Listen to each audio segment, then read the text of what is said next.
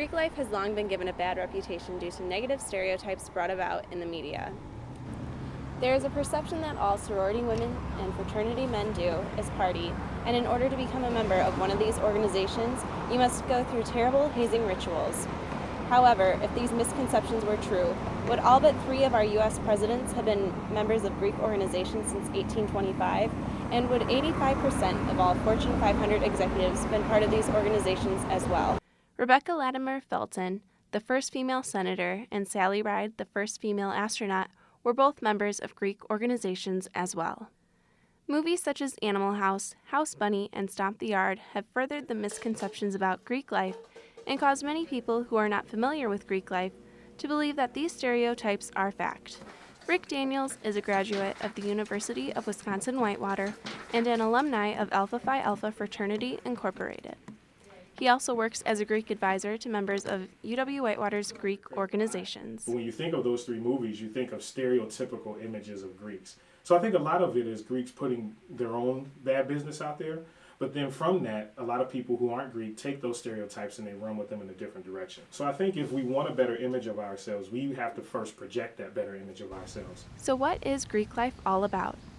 It seems as though the only aspect of Greek life that makes the headlines are hazing scandals. However, hazing is not a tolerated part of today's Greek experience. So when I came to Whitewater, many of the guys that I looked up to coming in as a freshman were alphas. They were, doing tremendous things on campus. And I looked at what they were doing on campus in tandem with what the organization was about in the history. This was the fraternity I felt like best fit me. Veronica Havard is a senior at UW-Whitewater and currently serves as the president of the Pan-Hellenic Council, which is the governing body for the 5 sororities here on campus. Havard did not join a Greek organization the first semester of her freshman year, and prior to her Greek affiliation, was not very involved on campus. Well, personally, it has changed my life tremendously. I came to campus in 2009. I didn't join Greek life right away. I kind of just hung out in my dorm room, didn't really get involved much. In second semester, my roommate and I decided to go Greek together, and ever since then, I've been involved. I've taken on numerous leadership positions. I was an RA for 2 years, and I can attribute that hugely to being Greek and taking on leadership roles within my own sorority and in the Pan-Hellenic Council. Jorge Quintana Medel is a junior at UW-Whitewater and member of Lambda Theta Phi Latin Fraternity Incorporated. Through joining a fraternity, Medel learned a lot about himself. When I became Greek, it just changed the way I viewed people, and then it also changed the way I carried myself as a person. In an article written for USA Today titled Examining the Benefits of Greek Life, written by Nicole Glass, and published on May 8, 2012, it was found that 9 million college students are members of some type of Greek organization. Many college students join these organizations in order to build their resumes, make friends, and gain leadership skills. The opportunities that being Greek has given me has really helped me with interviewing for once I graduate for a professional job, and it's just given me great life experience to work off of. Because working with students that come in here and say, I have no idea what I like to do, I don't know anything about this Greek thing, but then 2 or 3 years later, they've contributed not only to their organization, but to the community, and have benefited with professional opportunities from those organizations, to see students cross the stage with their stoles on, that have their Greek letters on them, that are headed toward jobs and headed toward better futures and higher degrees. That's what being a Greek advisor is about. However, there are those few who join for the wrong reasons, such as just to party. Glass also stated that since 1975, there have been at least 1 hazing-induced death per year across college campuses, and 82% of these have come as a result of binge drinking.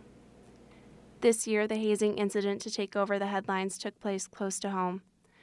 According to Sarah Burnett of the Huffington Post in her article titled Hazing at Fraternity, 22 Pi Kappa Alpha Members Charged After Student Dies, published on December 18, 2012, 22 members of the Pi Kappa Alpha fraternity at Northern Illinois University were arrested and charged with hazing after a pledge died on November 2, 2012, following an excessive night of drinking. 19-year-old David Bogenberger was found unresponsive at the fraternity house. The 22 members involved in the incident were disciplined by the university along with their legal charges. There really is no small hazing situation. Whenever you hear about a situation that happens, it's just heartbreaking because there are so many different organizations, and I'm sure that organization themselves out there doing great things, raising money, being part of the community, trying to, create a good face for Greek life and do what Greeks are really out there to do. And then unfortunately, something like this happens, and it just really devastates the Greek community because negatives are always easy for the media to hold on to, but they don't go out there talking about our academics or our philanthropy or anything like that. With heartbreaking stories like these making headlines, it's hard to see the good that the Greek community has to offer. Here on UW-Whitewater's campus, along with many other campuses across the nation, there is a zero-tolerance hazing policy. Members of Greek organizations are taught from the moment they join their organizations about what is considered hazing and what to do if they are in a hazing situation. Wisconsin is one of the 44 states that currently have and enforce anti-hazing laws. According to Wisconsin's hazing law, forced activity means any activity which is a condition of initiation or admission into or affiliation with an organization, regardless of a student's willingness to participate in the activity. No person may intentionally or recklessly engage in acts which endanger the physical health or safety of a student for the purpose of initiation or admission into, or affiliation with any organization operating in connection with a school, college, or university. Under those circumstances, prohibited acts may include any food, liquor, drug, or other substance, forced confinement, or any other forced activity which endangers the physical health or safety of the student.